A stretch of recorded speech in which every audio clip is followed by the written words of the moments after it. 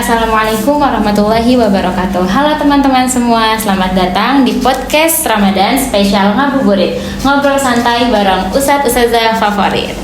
Sore ini kita nggak cuma ngobrol biasa, tapi lagi setting diri ke mode upgrade.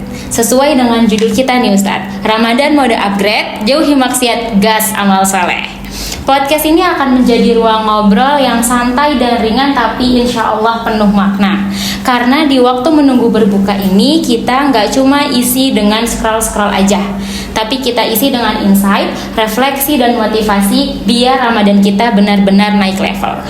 Perkenalkan teman-teman semua, saya Regina Syifahirani Pohan, mahasiswi aktif di Universitas Juanda, Prodi Pendidikan Bahasa Arab semester 6, yang insya Allah akan membersamai teman-teman sebagai host pada kesempatan kali ini. Dan tentunya sudah bersama kita nih teman-teman narasumber yang luar biasa. Beliau adalah dosen pendidikan bahasa Arab di Universitas Juanda dengan kepakaran di bidang Maharatul Lughah Al-Arabiyah. Beliau juga merupakan alumni S1, S2, dan S3 di UIN Maulana Malik Ibrahim Malang. Tidak hanya itu teman-teman, beliau juga pernah meraih beasiswa dari Kerajaan Arab Saudi untuk melanjutkan studi di King Saud University, yaitu Al-Ustadz Dr. Agung Mutakin MPD. Masya Allah. Selain aktif di dunia akademik, beliau juga aktif sebagai mutawif, membimbing jamaah dalam perjalanan ibadah ke Tanah Suci, serta dikenal luas di media sosial dengan sebutan Baba Agung, teman-teman. Betul begitu Ustadz? Allah, bisa aja. Yang sering membagikan dakwah dan motivasi Islami yang relate dengan kehidupan anak muda masa kini. Masya Allah, lengkap sekali ya pengalaman dan ilmu beliau ini. Di episode kali ini Ustadz, kita akan ngobrol santai tentang bagaimana caranya menjadikan Ramadan ini sebagai momentum mode upgrade Ustadz. Bukan hanya sekedar menahan lapar dan haus, tapi benar-benar menjauhi maksiat, memperbaiki diri, dan mempercepat langkah dalam amal soleh. Baik teman-teman semua, langsung saja tanpa berlama-lama lagi, mari kita sapa terlebih dahulu narasumber Masya Allah kita ini. Assalamualaikum Ustadz Agung. Waalaikumsalam. Bagaimana kabar hari ini Ustadz? Alhamdulillah sehat, kita sehat ya. Alhamdulillah Ustadz, Anda juga sehat. Aduh, amin Ustadz. Bagaimana Ustadz melihat latar belakang antum ya sebagai mutawif, Ramadan tahun ini kesibukannya di mana Ustadz? Di Indonesia, di Mekah, atau di Madinah ya Ustadz?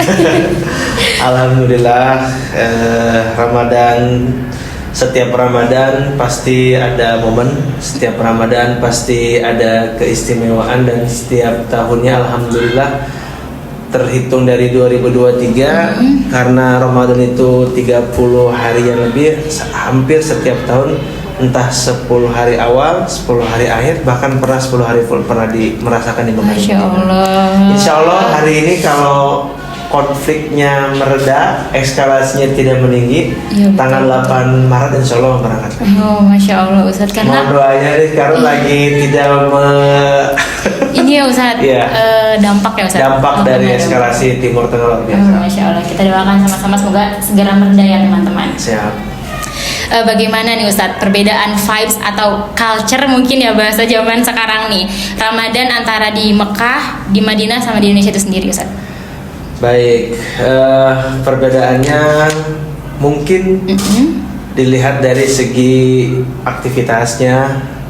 Kalau di Tanah Suci nggak ada tuh yang namanya kuliah, nggak ada tuh yang namanya, maksudnya kalau kita sedang berjamaah ya, kalau kita jadi jamaah umroh, jamaah yang fokus visanya tuh fokus ibadah, kita nggak ada yang namanya kuliah, kita nggak ada yang namanya mikirin duniawi, mungkin mikirin takjil, mikirin apa, pokoknya fokusnya ibadah, sholat, ke masjid, segala halnya. Dan memang kalau saat umroh itu yang dipikirin tuh ya hanya azan, hanya waktu sholat, dan mungkin target-target satu harinya berapa juz, harinya berapa Al-Quran. Nah mungkin kalau di Indonesia mungkin hampir orang banyak berkegiatan normal ya, ada yang kerja, ada yang kuliah, dan itu juga bagus juga sih, itu juga mungkin lebih balance ya. Tapi mungkin kedalaman kekhusyuannya mungkin ada sedikit berbeda dan juga pahalanya pastinya berbeda dong. Betul. Kalau umroh di bulan suci Ramadan itu sama saja dengan kita haji bersama Rasul. Iya, betul. Dan pahala kita sholat di masjid Indonesia ya paling mentok kalau kita masbuk atau sendiri mungkin paling cuma 1. Kalau berjamaah 27. Kalau di Masjid Nabawi itu kita pahalanya 1000 kali lipat. Di Masjidil Haram 100.000 kali lipat. Masya Allah. Gitu. Di antaranya seperti itu. Gitu. Semoga kita tepat menyusul ya Ustaz. Amin. Siapapun yang menonton, apalagi nontonnya tuh pelan, jangan langsung dicepet-cepetin gitu ya. Ya biar bisa semoga kita mendapatkan kesempatan dan kesempatan bisa melaksanakan ibadah Ramadan karena ibadah umroh atau apalagi ibadah umroh di bulan suci Ramadan di Mekah itu satu pahalanya berbeda, kedua mungkin hal yang dinanti-nantikan oleh umat manusia setelah musim haji. Kalau musim haji itu kan fokusnya Arafah, Muzdalifah, Mina. Tapi kalau misalkan di Masjidil Haram itu hanya terfokusnya di masjid saja. Jadi mungkin jamaah yang disebut dengan wah paling membludak, paling padat ya mungkin saya katakan di 10 akhir Ramadan di Mekah karena 10 akhir Ramadan itu nggak bisa dikatakan apalagi kita kalau mendapatkan kesempatan Qiyamul Lail setiap malam jam 2, jam 3, setengah 3 dibangunkan dan kita sholatnya itu di rooftop. Itu benar-benar kita kayak menyebut malam Lailatul Qadar, malam 21, malam 23, malam 25, malam 27, khairun min alfi syahr. Pokoknya itu yang bagi saya kenikmatan terindah kedua setelah wukuf di Arafah. Kan kalau haji itu puncaknya kan wukuf di Arafah ya, tapi setelah kenikmatan kedua dalam hidup tuh menikmati setiap detiknya itu di malam ganjil 10 akhir di atas rooftop kita menghadapnya itu ke langit itu Masjidil Haram. Semoga semuanya bisa merasakan Mbak Regina juga ya. Amin Ustaz, amin. Masya Allah ya teman-teman, tidak usah diragukan lagi pengalaman Ustaz sudah banyak banget ternyata umroh dan ataupun haji itu sendiri. Menarik sekali ya Ustadz melihat perbedaan vibes Ramadan antara di Mekah, Madinah, dan Indonesia. Kalau kita lihat nih teman-teman, suasananya mungkin berbeda, tapi satu yang sama Ustadz. Semuanya berlomba-lomba dalam kebaikan. Masya Allah. Betul, bukan begitu Ustadz? Betul. Masya Allah. Nah Ustadz, dari pengalaman Ustadz melihat berbagai Ramadan di berbagai tempat ya Ustadz ya, di Mekah, Madinah itu sendiri, menurut Ustadz, apa sebenarnya makna upgrade di bulan Ramadan itu Ustadz? Masya Allah, ini pertanyaannya bagus ya. Bagus, saya setuju karena Mekah, Madinah walaupun pahalanya luar biasa itu tanahnya. Tanahnya yang suci, tanahnya yang dimuliakan, tanahnya yang haram, masjidnya yang haram. Tapi belum tentu dengan penduduknya, belum tentu dengan jamaahnya, belum tentu dengan orangnya. Sekalipun kita masih berkesempatan rezekinya di tanah air, di Indonesia, dimanapun bahkan di kampung ataupun di kota, tapi yang terpenting innallaha yanzuru ila qulubikum. Betul, Allah akan melihat tentang hatinya. Jadi kalau mau melihat upgrade secara kalau mungkin upgrade secara fisik ya mungkin lihat handphonenya ya kan. Handphone iPhone 13, 14, 15, 16, 17 ya. Tapi kalau mau melihat kedalaman batin, kedalaman spiritual, Allah akan melihat kepada hati setiap hambanya. Allah akan melihat setiap hati kepada seseorang. Wala tanzuru ila aswabikum, bukan yang upgrade. Aduh bajunya nih nggak viral, aduh bajunya nih nggak branded, aduh bajunya nih bukan kekinian, apalagi bukan Gen Z itu kan, kayak gitu tuh. Nah itu makna upgrade itu sungguhnya bagaimana kualitas iman, kualitas takwa yang memang ada dalam hati kita yang Allah akan selalu melihat kepada siapapun hambanya yang fastabiqul khairat, betul yang berlomba-lomba dalam kebaikan. Aduh, Masya Allah. Ustadz nih, melihat realita yang ada ya Ustadz, tantangan terbesar anak muda di Ramadan zaman sekarang itu bukan lagi cuma lapar dan haus Ustadz realitanya, tapi ada Ustadz distraksi. Betul. Itu seperti scroll ataupun notif yang nggak ada habisnya Ustaz. Nah, gimana caranya biar kita tetap gas amal di tengah dunia yang serba digital ini Ustaz? Yes, makanya jangankan dalam Islam, jangankan ketika kita tidak ada posisi permasalahan, yang ada sedang berkonflik dan bermasalah pun hadisnya apa? Laisa sadidu bisurati wa inna masadidu allazi yamliku nafsu indal ghadab. Ternyata teman-teman, baik dalam keadaan gelisah, konflik, ribut hatinya, suka susah pun apa? Bukan yang sering bertengkar yang merasakan dia kuat dan dia terus harus menang, tapi justru yang kuat itu yang bisa mengontrol hawa nafsunya, yang mengontrol emosinya. Handphone kita nggak bisa meniadakan, scroll TikTok nggak mungkin kita akan buka, IG nggak mungkin kita akan tidak buka. Itu adalah bagian dari perkembangan zaman. Kita bisa menikmati perkembangan zaman itu, tapi jangan sampai terlena. Nah, fungsi kita sebagai yang memiliki akal, yang memiliki nalar, kita kontrol lah alat digital itu, kita kontrol lah sosial media itu. Ya, kalau misalkan kita scroll 10 gambar, 10 video, masa 10 lembar Al-Quran gak dibaca? Teman-teman, betul nggak? Ya kan? Ya kan? Berapa like yang kita yang kita kirimkan di live streaming orang? Masa kita nggak bisa nge-like IG VPG kita? Ya, kira-kira gitu kan? betul Ustaz. Tapi sekarang alhamdulillah Ustaz, Gen Z kalau kita lihat FYP TikTok nih Ustaz, mereka sudah mulai meramaikan tren-tren laporan gitu Ustaz. Alhamdulillah hari ini udah dapet 7 juz gitu-gitu Ustaz. Jadi, bagus. Kenapa kita seperti itu? Ini terkadang subjektif aja ya. Aduh, kadang kan ada orang yang insecure juga ya. Aduh, kayak 7 juz, 10 juz ya kan, disangka ria. Betul. Disangka ingin sum'ah, hakat ya kan. Tapi kalau nggak digituin, terus siarnya mau kapan?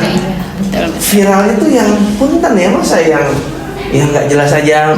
Maaf ya, viralnya yang jelek-jelek, yang negatif itu kan sayang. Tapi sekali lagi, kalau mungkin khawatir ada teman-teman yang insecure ya.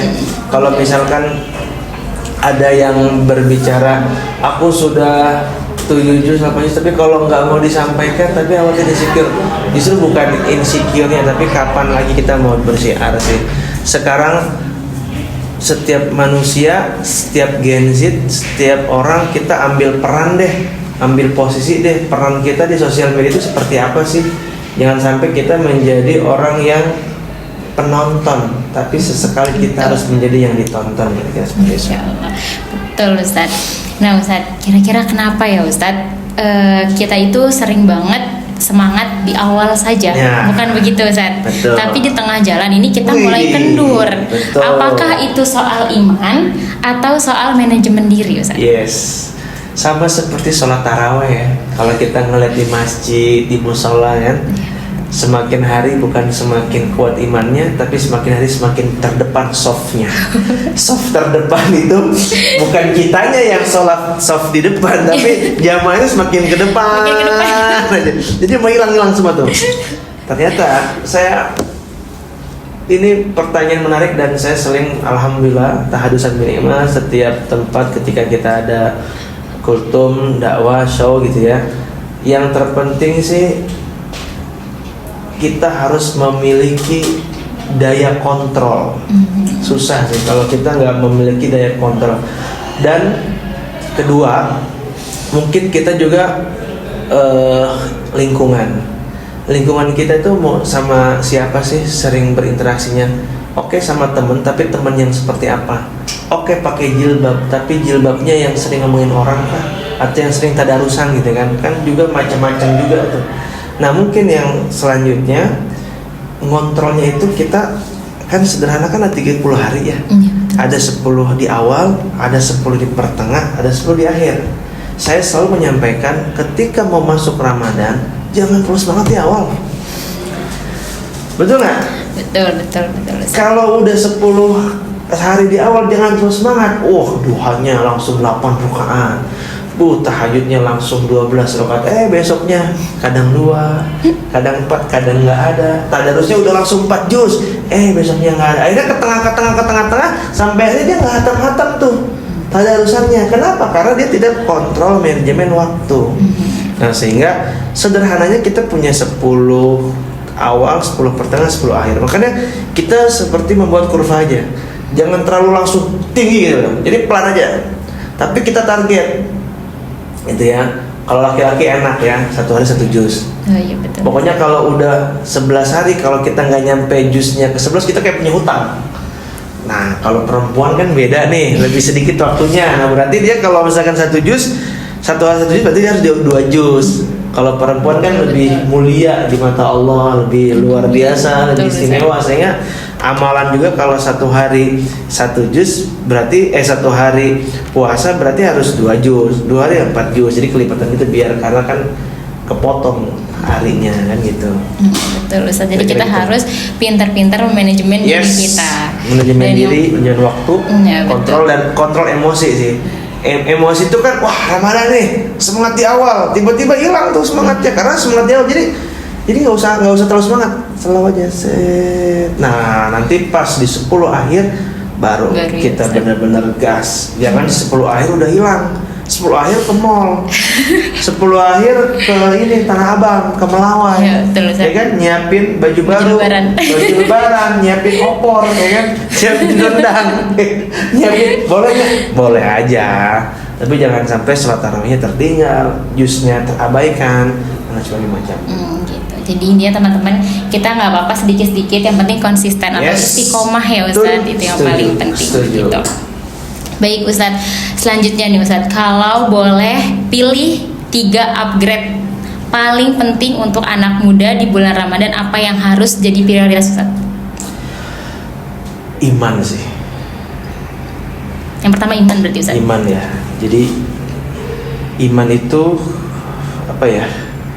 Iman itu kedalaman batin, kedalaman spiritual, dan iman itu menariknya itu panggilan seseorang tertinggi dalam Al-Quran. Jadi kalau misalkan kita melihat panggilan Allah dalam Al-Quran itu ada 4 tingkatan. Yang terendah itu qul ya ayyuhal kafir, hai orang-orang kafir. Yang kedua ya ayyuhan nas, wahai manusia secara umum. Yang ketiga ya ahlal kitab, orang-orang ahli kitab, Taurat, Jabur, Injil. Yang keempat ini yang tertinggi, ya ayyuhallazina amanu, wahai orang-orang yang beriman.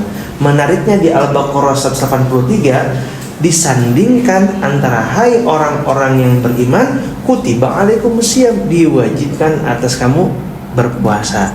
Jadi kalau orang yang berpuasa hanya puasa aja, tapi tidak menyandingkan bahwa setiap manusia yang berpuasa itu, ente itu sedang dipanggil sama Allah.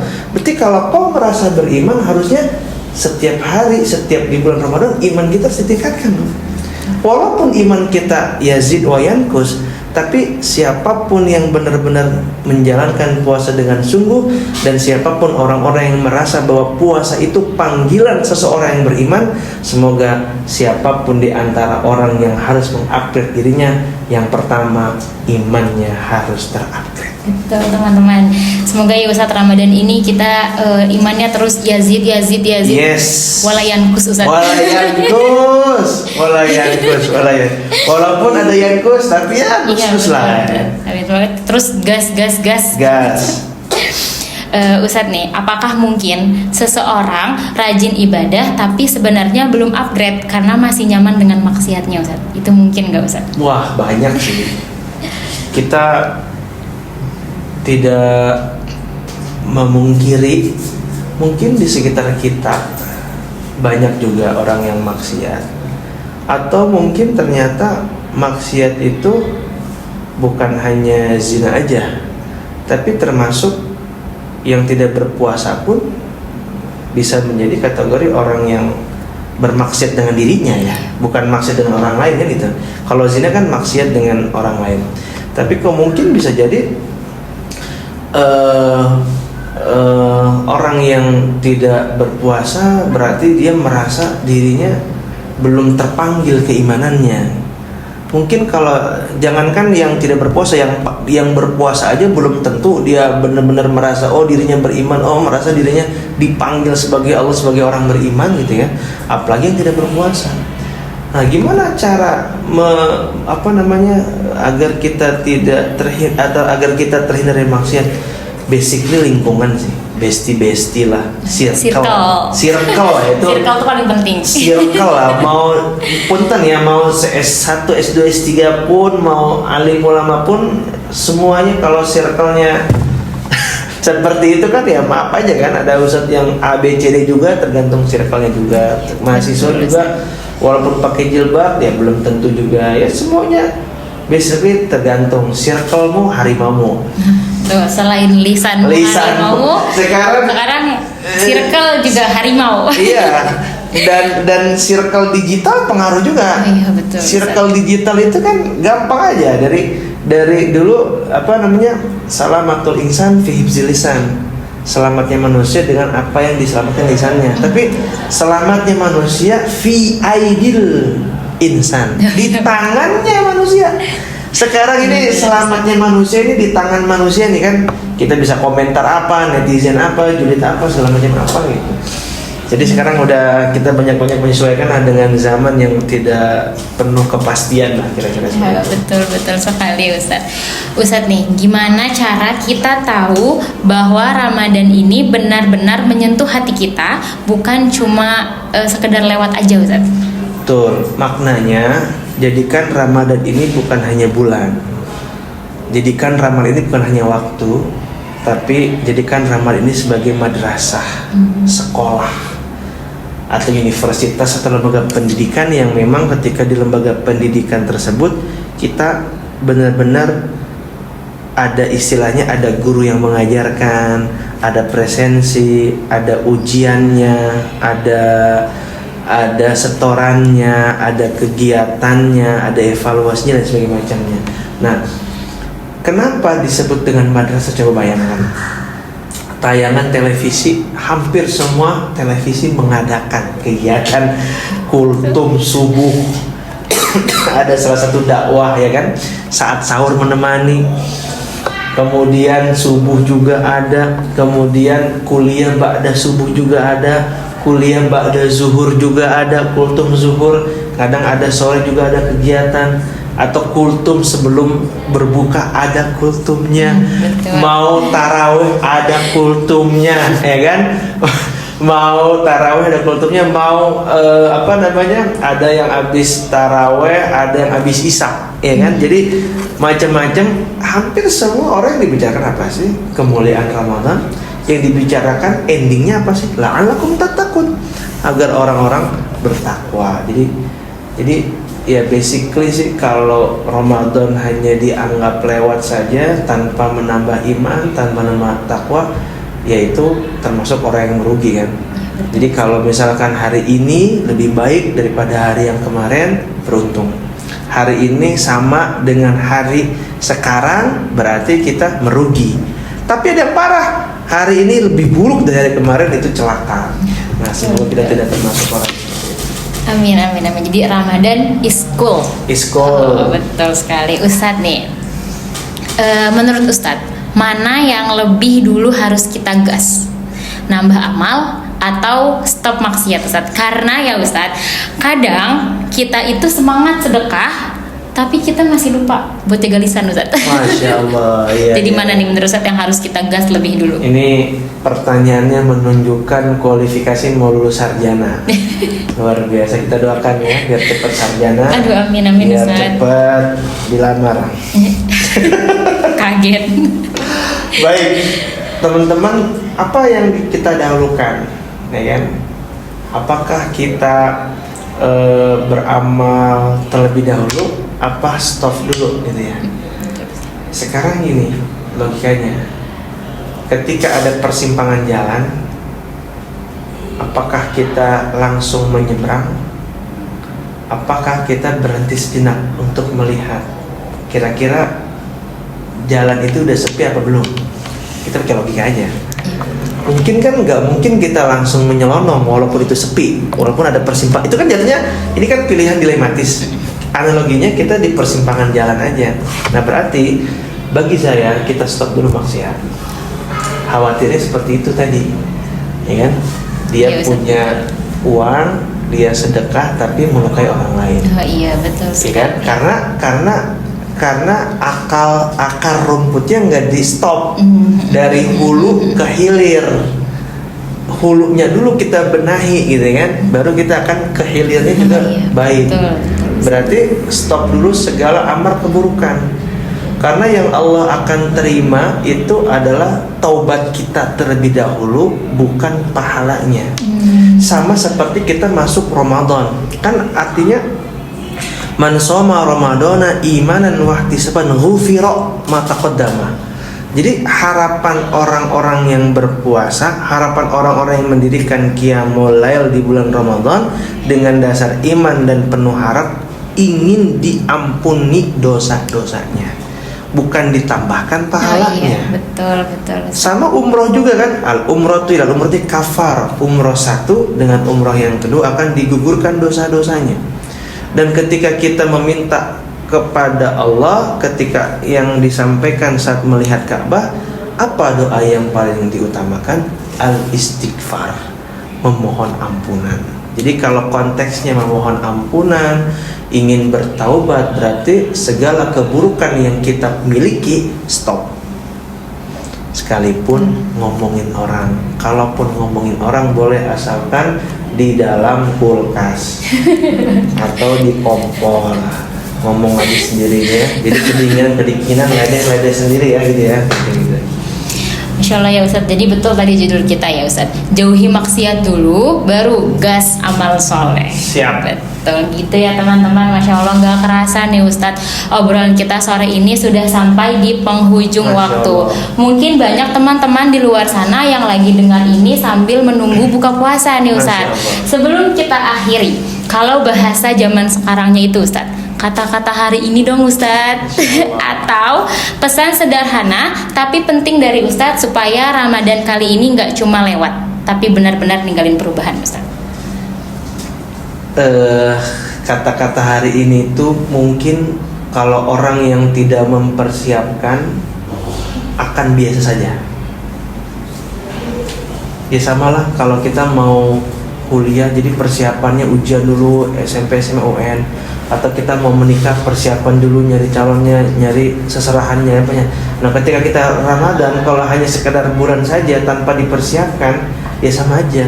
Nah berarti mungkin next semoga kita bisa dipertemukan tahun depan. Kita benar-benar mempersiapkannya di awal bulan Rajab. Kan doanya Allahumma barik lana fi Rajab wa Sya'bana wa balighna Ramadan. Berkahilah Rajab, berkahilah Sya'ban dan dipertemukan Ramadan. Mungkin di antara kita ada yang belum mempersiapkan, tapi nggak apa-apa. Gimana caranya?